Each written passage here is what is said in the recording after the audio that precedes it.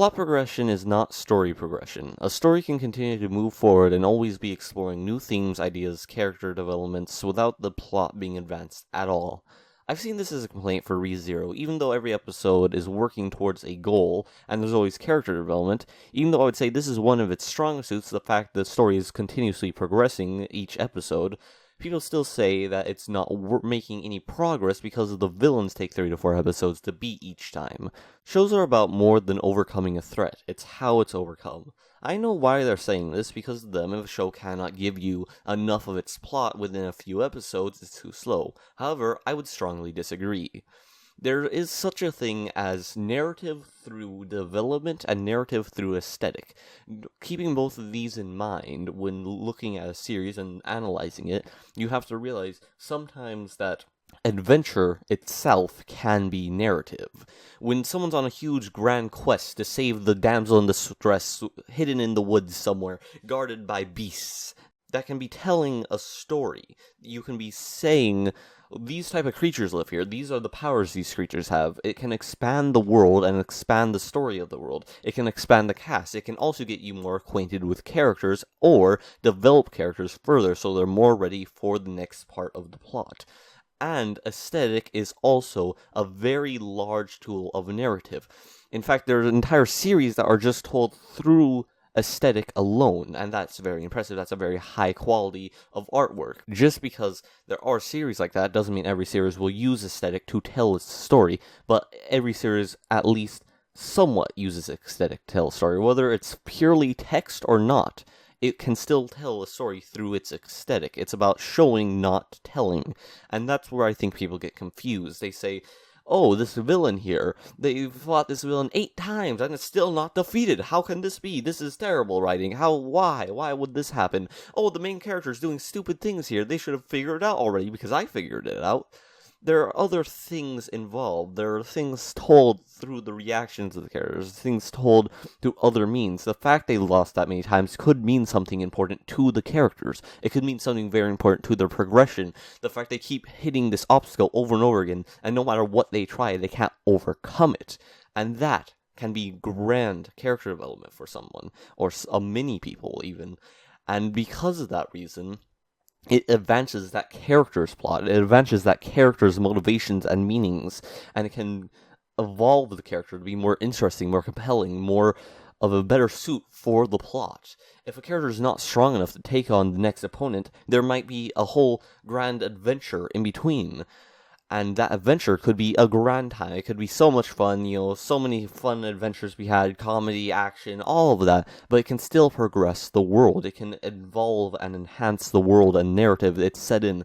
If you're more attached to the characters, you're going to care about their struggles more. If their development is higher, you're going to care about them more. If the world is more fleshed out and you understand more of the mechanics in it, things are going to feel less like it's out of left field and more like it's been there the whole time. If you go on a huge adventure and you find out about a bunch of different beasts and a bunch of different powers and a bunch of different characters, and the cast widens and the world view is changed and a lot of things come into place and a lot of cogs start turning and it becomes more complex, even if the plot isn't necessarily moving forward as much, it's still working towards something. It's still building up the world and building up the characters. And I think that is something people struggle with a lot, is seeing the difference between plot progression and every other form of progression. Just because the plot isn't moving forward doesn't mean there aren't other things moving forward. As long as this paragraph, and yes, I mean paragraph, I don't mean this chapter or episode, I mean if this paragraph here is working towards something, then I don't think you can really say, oh, it's too slow. You can say it's not fast enough, but you can't say, wow, this is really slow, because if every paragraph is working towards something, or is building things, or introducing things, or gaining character development, or character experiences, then it's not that the series is taking too long to give you the plot. It might be that it's taking too long to give you anything, but plot can't be something that's consistently given out. You can't say, oh, every episode, let's get 10% of the plot. Because, well, then that would be a 10-episode long series. Once the plot's over, you have nothing else to do. It becomes a slice of life at that point. And sure, you might like the slice of life aspects, but it's about interjecting. It's about having life happen through a story. You're supposed to see these characters, see what's happening, see the adventure they're going on, and see their lives as they're going through this grand tale. That's kind of the point of it all. And I know that can sound condescending, especially if you have that outlook that the plot has to be progression consistently the whole entire time, but just because it's not moving very fast doesn't mean it's not moving. If a character is getting stronger to prepare for the next threat they're going to go up against, that is a form of plot progression, whether it is through a side tangent. Even sometimes, especially if it's through a side tangent, the plot could be moving so much faster because of the fact they went through that side tangent, instead of having the character go up against a threat they're not ready for, losing and just coming back for that same threat and the same encounter. It's instead of only doing the main quest in an RPG and then keep going up against the same boss over and over again and dying, you could go on a side quest, complete that side quest, have a fun time, have more of the world built to you, have more characters, get more abilities, and be ready and take on that boss the first time or the second time. And that is kind of how the narrative works in this instance. Just because the plot isn't moving doesn't mean the narrative isn't flowing, I suppose, is the main thing I'm trying to state here and trying to prove to people. I know that sometimes you can look at something and say, hey, the narrative's not moving fast enough, but the plot's moving fast, or the plot's not moving fast enough, but the narrative's moving fast, and sometimes it is a give or take. Sometimes a story can't absolutely nail things, but just because it's not good at one thing doesn't mean those other things don't make up for it. Every story has good points and bad points, and it's about weighing those against each other. Even your favorite story of all time, you see bad parts about it. You say, oh, well, I wish this happened instead, or I wish this was slightly changed, and that would make it better to you. But just because it made it better to you doesn't mean it makes it better to other people. And even if you care about that story more than anyone else in the world, it doesn't mean that you don't see the flaws in it. And that's kind of where this whole argument comes into place, is the fact that someone can look at a character and dislike them because they failed at something. It doesn't matter how hard or easy it might be, they dislike them because they failed at something, and that's mind-boggling. How can you say, I don't like this series anymore because the main character failed to overcome the villain the first time or the second time? I don't like this. You can not like it because of how they failed. You cannot like it because of other reasons. You cannot like it because, they did the same mistake twice. But if a character truly is failing because they're not strong enough, how can you blame the series? Sure, you can blame, he should have been powered up more before he even attempted this. Maybe this is the powering up. Maybe this isn't even the final villain. Maybe this is just the stepping stone for the main character to fight the final villain. There's so many things that could change, and so many reasons why the plot can be moving, or the narrative can be moving, but not necessarily both at the same time. And I think just because it's taking a long time, let's say, take some of the better scenes in movies. Like, a scene that takes, an hour or 2 hours to go through, that was 5 seconds in showtime, with tons and tons of different characters all over the place, doing their own different things. It just took that much time to cover those 5 seconds.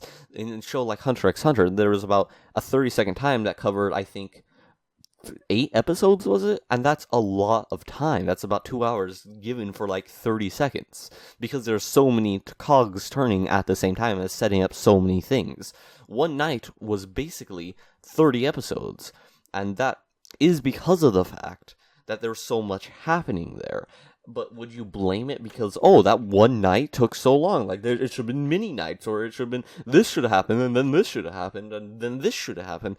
But you can't quite blame it for taking a very long time to get through just one plot point, because that one plot point is huge. It takes a long time to describe, it takes a long time to build it up and make it mean something. And that's what I'm trying to say here, that just because the plot isn't necessarily moving forward very fast, that 1% you're spending so much time on, that 1% of the plot that took so much time, took so many episodes or chapters or paragraphs to get through, that doesn't mean it's any less good. Just because it's less of the plot doesn't mean it's less quality. that could have been the best part of the story, that 1% right there. Best part of the story, that was almost flawless, that was like perfection, that was just blew everything out of the water from the rest of the story. It was so amazing. But it was still only 1% of the overarching story. And that's something people need to come to understand at times, that, yeah, there are stories that don't go through their plot fast enough, and there's stories that don't go through their narrative fast enough. But just because it's not going through its plot very fast doesn't mean it's definitely a bad story for that. There are stories that go at different speeds for different reasons, and you have to kind of understand that. And just because it's going slower at certain points than other points doesn't mean the story itself is doing something wrong or bad. It's just your perception of it is wrong or bad, and you would prefer it if it was going faster. And that's your own personal opinion rather than a fault of a story. You can't say a story is worse because you personally think it should be going through the plot at a 10 times faster rate and should only be 10 episodes long. I mean, there are some series where you look at it and you'll say this was 24 episodes when it could have easily been 10, or this was 10 episodes when it could have easily been 24, and that's a very valid argument. But I do have to say, just because it is taking its time, or just because it's going really fast, doesn't necessarily mean it is bad. You have to analyze everything that's going on and say, is the narrative holding this up? Is the plot progression holding this up? Or is the combination of the narrative and plot progression holding this up? Is it still good? Is this a good thing? Do I enjoy watching it even though the plot isn't being progressed very much? Or do I still enjoy watching it just when the plot is being progressed and not when the narrative is being progressed very much? And that is something you have to distinguish between and understand to be able to properly critique a story and say, this story, I enjoyed it, but it wasn't very good, or I didn't enjoy it because I didn't like the speed it was going at, but I still see it was a valid story and was well done. It's something I think more people need to come to terms with, that just because something is going slowly, or just because a character fails, or just because the narrative isn't going fast enough, doesn't necessarily mean it is bad. It could just mean that you don't personally like it that way. And once you see your own biases, you can kind of disregard them in some degrees and be able to analyze a story from a more unbiased perspective to truly get to the core of what makes that story the way it is, and then grow from it and understand it to be able to apply that to critiquing other stories or to your own stories, whatever you may want to do, or just strictly to your life. You could just come out the other end thinking, wow, I really learn something from analyzing that. And that's really what I want more people to do. I want more people to be able to analyze a story and be able to take something away from it from analyzing it. I analyze every story I've ever read, and I've critiqued and I've absolutely torn apart every story I've ever read because of the fact I'm a writer. I like to learn from them. I'd like to see everything they do wrong, know why it's wrong, then I want to see everything they do right, and I want to know why it's right. I want to know why it works and why it doesn't work. And I grow as a person from learning those things, and my art form gets better from those things. Someone can look at me watching an anime a week and say, wow, that's a ton of anime. Why do you watch so much anime? Because I learn from it. It's just as educational as me reading a book, or just as educational as me going to a classroom for an hour and learning about some math formula. I'm gaining just as much, if not more, from it. And that's something I want more people to have. I want people to be able to look at a story, be able to dissect it, and grow from it. That is something I want. And if I can somehow help people do that through either this video, other videos, through a book I write, through anything, I would like more people to do that, because that's a very valuable part of my life, and I think it could enrich other people's lives if they just look at stories in a slightly less biased way and understand just because one aspect of a story isn't doing exactly what you want doesn't mean the other aspects are failing, and doesn't mean the story itself is bad.